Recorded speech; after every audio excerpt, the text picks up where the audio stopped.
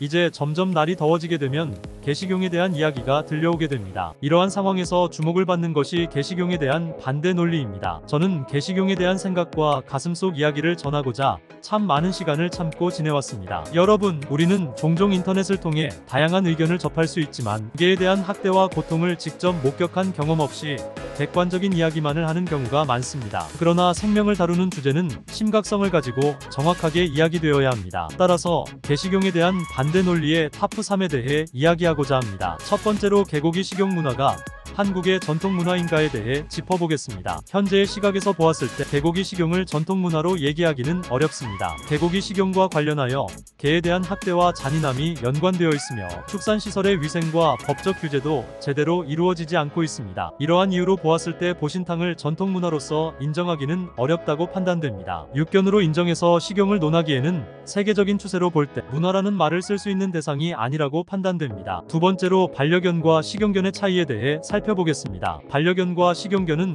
주관적인 의견에 따라 모호하게 구분될 수 있습니다. 그러나 현재의 시대에서는 동물에 대한 이해와 존중이 중요시되는 시기입니다. 개식용을 위해 개를 도축하는 환경과 개에 대한 학대는 많은 동물 보호 단체와 사람들의 공감을 받지 못하고 있습니다. 그리고 개는 집단 사육에 부적합한 동물로 인식되고 있기 때문에 명확한 기준과 합법적인 도축 환경을 만드는 것은 매우 어렵습니다. 세 번째로, 개고기에는 항생제가 존재하는지에 대해 이야기해보겠습니다. 개고기에서 항생제 검출 비율이 높다는 보도를 접한 적이 있습니다. 이는 개를 사육하는 환경이 위생적이지 않고 음식물 쓰레기 등을 강아지에게 급여하는 등의 비위생적인 사육 방식으로 인해 질병 예방을 위한 항생제를 남용하고 있는 것으로 이해됩니다. 따라서 개고기를 고단백 영양식으로 소개하는 것에 대한 의학적인 근거는 부족하며 개식용을 위한 개사육 환경은 동물 복지와 위생 측면에서 심각한 문제점을 가지고 있습니다. 이는 개식용에 대한 우리의 인식 변화가 필요함을 보여줍니다. 여러분, 세상에서는 아직도 개식용을 위한 개 도축과 학대가 계속되고 있음을 알아야 합니다. 법률적으로 변경이 조금씩 이루어지는 듯한 느낌만 있을 뿐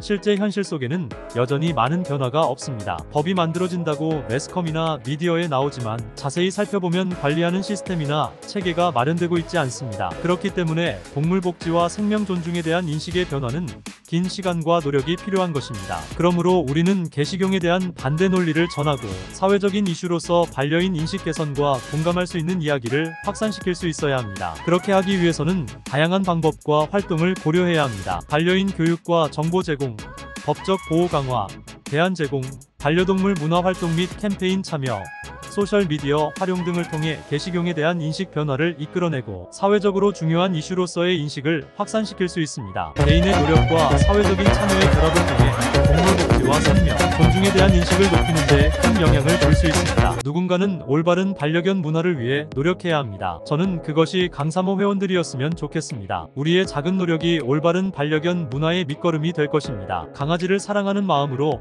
함께 해주세요. 올바른 반려견 문화를 만들어가기 위해서 노력하겠습니다. 감사합니다.